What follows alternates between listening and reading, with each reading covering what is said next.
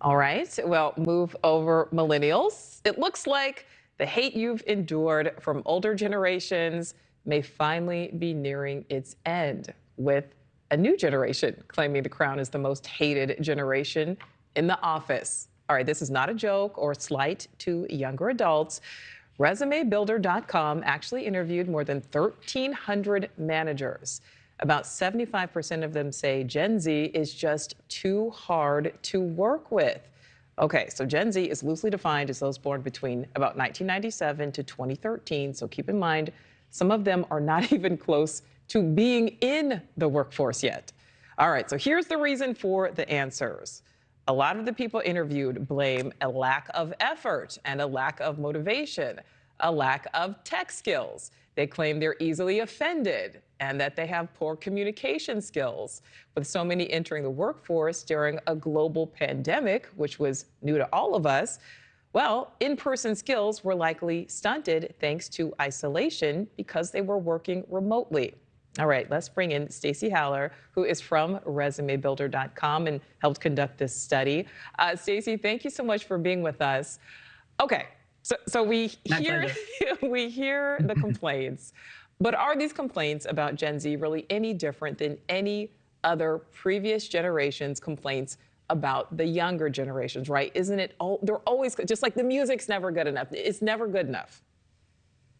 You're right, Nichole. Every generation is talked down to and talked about, but in a different way. And I think there are different reasons for this generation. But yes, remember the millennials, they were entitled and they didn't work very hard and nobody really wanted to hire them. And then we're finding in our survey today, now they're one of the most wanted groups. And maybe that's because they have some experience under their belt. All right, so Stacie, let's talk about the positives because we did go through a very long list of negatives there. Tell us, what this younger generation brings to the table that maybe older workers may not.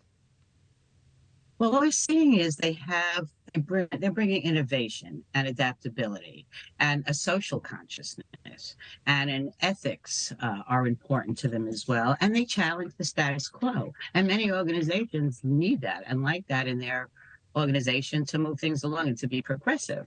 So there are things that they bring to the table. What they're not bringing is the professional skills and the communication skills and skills that they might have learned in person in college or in person on an entry-level job. So that's where it comes from. And do you think that is the fault of society, of their parents, of the fact that they, essentially started working in the middle of a pandemic, which is certainly not how older generations entered the workforce?